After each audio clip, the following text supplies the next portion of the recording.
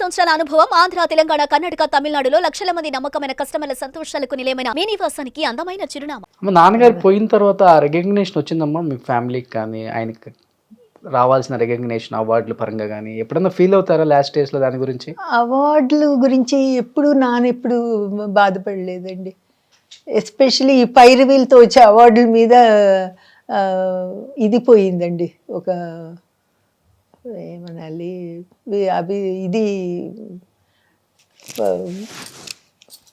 ఇది ఇష్టం కాదు, ఆసక్తే లేదండి. పైరవీలతో వచ్చిన అవార్డులు ఇంకా నిజంగా వచ్చినా కూడా వాటికి విలువే ఉంది, విలువే ఉంది అనిపించిందండి. వాటి విలువ తగ్గిపోయిందండి. మాకు కూడా పెద్ద అవార్డులు పెద్ద అనిపించదండి. ఎప్పుడన్నా అనిపించినా ఇప్పటికీ ప్రజలు మర్చిపోయినప్పుడు ఇంకా అంతకన్నా ఏం కావాలండి మనకి అనిపిస్తుందండి. నాకు ఈ మధ్య అదే అనిపిస్తుంది. ఎక్కడికన్నా వెళ్ళినప్పుడు ఫలానా అంటే అసలు ఎంతో నాన్న గురించి ఎంతో చెప్తారండి, ఈ సినిమా గురించి కానీ. ఇంకా అంతకన్నా అవార్డులు ఏం కావాలండి? ఆ అవార్డులది ఏముంది? ఆయనకి నేషనల్ అవార్డు వచ్చింది, నంది అవార్డు వచ్చింది. అవునండి, నంది అవార్డులు వచ్చినాయి, ఫిలింఫేర్ అవార్డ్స్ చాలా వచ్చినాయండి. ఒక టైంలో 60s లో ప్రతి సంవత్సరం నాన్నకే వచ్చేదండి బెస్ట్ క్యారెక్టర్ అవార్డు. సూపర్. అట్లా 11-12 అవార్డులు ఉన్నాయి. ఫిలింఫేర్ బ్లాక్ లేడీ అవార్డ్స్ చాలా వచ్చినాయండి. ఆ అవార్డ్స్ చాలా వచ్చినాయండి. సో అవార్డ్స్ అన్ని నాన్నగారు మ్యూజియం పెట్టాలి అంతే అండి. ఈ 100 ఏళ్ళు 2027కి 100 ఏళ్ళు పూర్తవుతాయండి. ఓకే.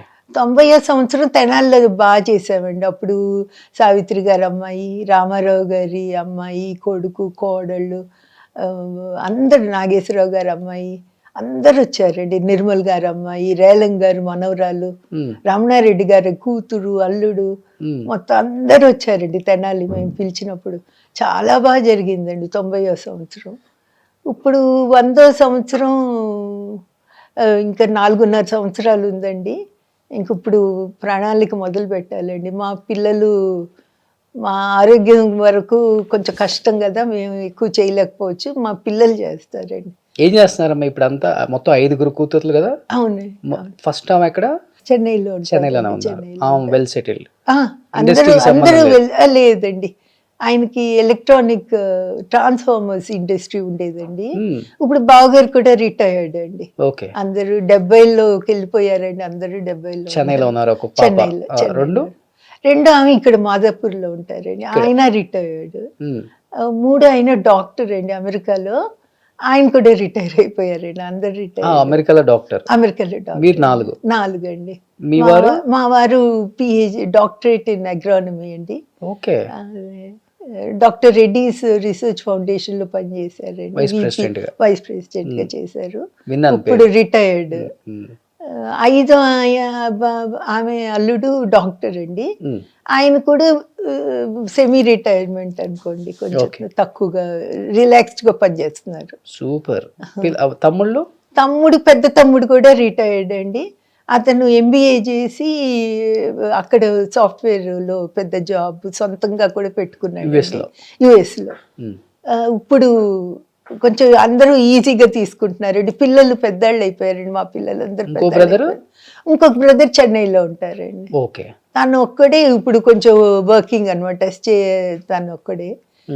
మిగతా అందరూ పిల్లలు ఉద్యోగాలకు వచ్చేసేసి పేరెంట్స్ రిటైర్మెంట్ లో ఉన్నారండి. సూపర్. అసలు గుమ్మడి గారు చాలా అద్భుతంగా ఫ్యామిలీని సెట్ చేశారమ్మా. అంతే అండి. అందరూ హైలీ ఎడ్యుకేటెడ్. ఎడ్యుకేషన్ కి చాలా ఇంపార్టెన్స్ ఇచ్చేవారండి. అల్లుళ్ళని చూసినప్పుడు ముందు చదువు ముఖ్యం అనుకునేవారండి. గ్రేట్. నిజంగా నాన్నగారు చదువు పద్ధతి ముఖ్యం, డబ్బు తర్వాత అన్నట్టు ఉండేవారు. అలా ఉండబట్టే ఇప్పుడు ఇలా ఉన్నారు. అంతే గ్రేట్ కదా. అదే డబ్బుకి ఎప్పుడు ప్రాముఖ్యత ఇచ్చేవారు కదండి నాన్న. తను సంపాదించినప్పుడు కూడా పనిచేశాను, తీసుకున్నాను, అంతేగాని ఇంతే ఇవ్వాలని కానీ రెమ్యూనరేషన్ పెంచటం కానీ ఎప్పుడూ లేదండి. రెమ్యూనరేషన్ కూడా పెంచేవారు కాదండి. 1960లో నమ్మినబంటు స్పెయిన్ ఫిలిం ఫెస్టివల్కి సెలెక్ట్ అయ్యిందండి. యాక్చువల్గా నాగేశ్వరరావు గారు, సావిత్రి గారు వెళ్ళాలి. అప్పుడు నాగేశ్వరరావు గారికి కోపం వచ్చిందండి ప్రొడ్యూసర్ల మీద. వాళ్ళు ఎడ్లు, మీరు ఆ సినిమా చూసారో లేదో, ఒక ఎడ్ల జత చాలా బాగా చేసినాయండి. సావిత్రమ్మ పెంచుతుంది అనమాట. మీరు ఆ Okay. సినిమా ఓకే చూడకపోతే ఓకే మీకు తెలియదు. ఓకే సో ఈ ప్రొడ్యూసర్లు ఏం చేశారంటే యార్లగడ్డ శంభు ప్రసాద్ గారు వాళ్ళ అడ్వర్టైజ్మెంట్లో అందరికన్నా గొప్పగా నటించిన ఎడ్ల జంట అని వేశారండి. అది నాగేశ్వరరావు గారు కోపం వచ్చింది. ఫిలిం ఫెస్టివల్కి వెళ్ళాలి, హీరోయిన్లు వెళ్ళాలి కదా, మేమెందుకు మీ ఎడ్లను పంపించండి అన్నారంట ప్రొడ్యూసర్ గారితో. సరే ఇంకా వాళ్ళు ఏం చేశారు, నెక్స్ట్ రంగారావు గారు నాన్నగారు అండి. నాన్నగారు విలను, రంగారావు గారు సాత్వికమైన రైతు, ఆపోజిట్గా. తెలుసు గుర్తుంది. అప్పుడు వాళ్ళిద్దరు వెళ్ళారండి ఫెస్టివల్కి. అప్పుడు వాళ్ళు అడిగితే నాన్న అన్నారంట, నా దగ్గర డబ్బులు లేవండి, 59లో ఇల్లు కట్టుకున్నామండి మేము, సో ఇప్పుడే ఇల్లు కట్టాను, నా దగ్గర డబ్బులు లేవంటే ప్రొడ్యూసరు, మీ డబ్బులు మా దగ్గర ఉన్నాయి, మీరు చాలా తక్కువ తీసుకున్నారు అంటే నాన్నకు అసలు డబ్బు గురించి ఉండేది కాదనమాట. అందుకు చెప్తున్నా, అసలు నాది ఎంత రావాలి, ఎంత వచ్చిందని ఉండేది కాదండి. అప్పుడు ప్రొడ్యూసర్ గారే చెప్పి, మేము టికెట్ అంతా మేము తీసుకుంటాము, మీ డబ్బులే మా దగ్గర ఉన్నాయని అప్పుడు లండన్, స్పెయిన్ టికెట్లు తీసుకున్నాం. సో ఫస్ట్ నేను అనుకోవటం, సౌత్ ఇండియాలో ఫిలిం ఫెస్టివల్కి అబ్రాడ్ వెళ్ళింది రంగారావు గారు నేను అనుకుంటున్నానండి. కరెక్ట్గా చూడాలి మరి రికార్డ్స్లో. నేను అనుకుంటే వరకు వాళ్ళే ఫస్ట్ అనుకుంటానండి ఫిలిం ఫెస్టివల్కి అబ్రాడ్ వెళ్ళింది, స్పెయిన్. అప్పుడు నాన్న చాలా సంతోషం అండి. నాన్నకి అంటే పెద్ద అనుభవం కదండి అది. 1960లో పెద్ద విషయం అండి. అక్కడ చాలా కత్తులు పెట్టి ఆహ్వానం చేస్తారండి. స్పెయిన్లో వాళ్ళ ట్రెడిషన్ అంట అది. తల మీద 2 కత్తులు పెట్టి గెస్ట్లను వెల్కమ్ చేస్తారంట. సో అవన్నీ వచ్చి చెప్తే మాకు చాలా ఇదిగా ఉండేది అనమాట ఆ రోజుల్లో. తర్వాత నాన్న అన్ని ఫిలిం ఫెస్టివల్స్ అటెండ్ అయ్యేవారండి, ఆరోగ్యం సహకరించినంత వరకు. ఆఖరి వరకు ఢిల్లీ, గోవా, ఎక్కడ ఫిలిం ఫెస్టివల్ అయినా నాన్న ఫస్ట్ ఉంటారండి. నాన్న, కమల్ హాసన్, ఇంకా కొంతమంది అండి తప్పనిసరిగా ఫిలిం ఫెస్టివల్స్ ఇంపార్టెన్స్ ఇస్తారండి. డేట్లు ఆ టైంలో డేట్లు ఇవ్వకుండా ప్రొడ్యూసర్లకి. కొంతమంది ఏంటంటే ఆదాయం ఇట్లాంటివన్నీ వెళ్తే అక్కడ అని చూస్తారు. నాన్న అట్లా కాదండి, అంత ఎంజాయ్ చేసేవారు ఫిలిం ఫెస్టివల్స్ బాగా అండి. అందరితో ఇంటరాక్షన్, ఎక్కడెక్కడి నుంచో ఆర్టిస్టులు వస్తారు కదండి, అది బాగా చేసేవారు. అయితే ఎవరు రాలేదు ఇండస్ట్రీకి, పిల్లల తరం వచ్చే అవకాశం ఉంది ఫ్యూచర్ లో? పిల్లల తరం లేదండి, ఎవరికి లేదండి. పిల్లలకి అందరూ సాఫ్ట్వేర్ జాబ్లు సెటిల్ అయిపోయారండి. మనవరాళ్ళు ఏమన్నా తెలియదండి, ఉన్న తమాషకి ఎప్పుడన్నా అంటా ఉంటారు, ఒక సీన్లో కనపడతాం మేము అంటారు. మరి ఎంత నిజమో తెలియదండి. అంటే ఫోర్త్ జనరేషన్ ఏమన్నా వస్తారేమో తెలియదండి, చూడాలి.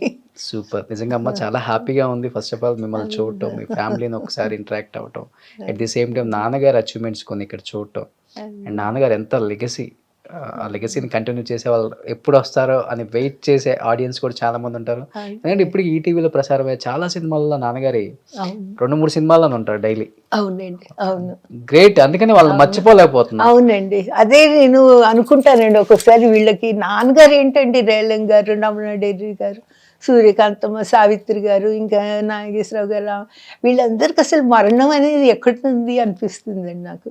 మరణం లేదు వాళ్ళకి, ఎప్పుడూ కనపడుతూనే ఉంటారు, ఎప్పుడూ వినపడుతూనే ఉంటారు మనకి. వాళ్ళని మర్చిపోలేము. వాళ్ళకి మరణం అనేది లేదండి, ఇంకా కనపడరు అనేది లేదు. సూపర్ అమ్మా, నిజంగా థ్యాంక్ యూ అమ్మా. అండ్ ఈ న్యూ ఇయర్కి నాకు ఒక మంచి gift me interview, and accept చేసినందుకు అడగగానే at the same time. And రాబోతుంది ఇంకా మంచి మంచి ఇయర్స్, నాన్నగారికి 100 years కూడా మ్యూజియం పెట్టాలన్నారు కాబట్టి డెఫినెట్ గా దానికి కూడా మంచి అంటే పల్లెటూరులో మా పొలంలోనే అక్కడే నాన్నగారి దహనం జరిగిందండి. మన పొలంలోనే చేసాము. నాన్నగారికి ఎప్పుడు బయట పొలం ఆ వాతావరణం ఇష్టం అండి. ఇంకోటి మీరు నమ్మలేని విషయం ఏంటంటే నాన్నగారి పుట్టినూరు వాళ్ళ మాతామహుల ఇంట్లో పుట్టారండి జావులూరులో. అక్కడి నుంచి ఒక పిల్ల కాలువ నాన్నగారి ఊరు ఈ సమాధి పక్క నుంచి వెళ్తుందండి. మ్మ్. అది మాకు తెలియదు, అట్లా చూసి మనం ఏమీ చేయలేదు. అది యాదృచ్ఛికంగా జరిగిందండి. తర్వాత నేను ఎక్కడో చదివాను, పెద్దవాళ్ళ సమాధుల దగ్గర అట్లా వాటర్ బాడీ ఉంటుందంటండి. సూపర్ అమ్మ అది. అది Great. అట్లాంటివి జరిగాయి. త్వరలో మ్యూజియం ఆ నాన్నగారి సమాధి దగ్గరే పెట్టాలని. కట్టాలని కోరిక అండి. సూపర్ అమ్మా, నిజంగా థ్యాంక్ యూ అమ్మా, థ్యాంక్ యూ సో మచ్. చాలా టైం స్పెండ్ నేను చేసి కూడా నాన్నగారి thanks. గురించి చాలా బాగా చెప్పారు. సుమన్ టీవీలో మీ పర్సనల్ అండ్ బిజినెస్ ప్రమోషన్స్ కోసం కింది నెంబర్కి కాంటాక్ట్ చేయండి.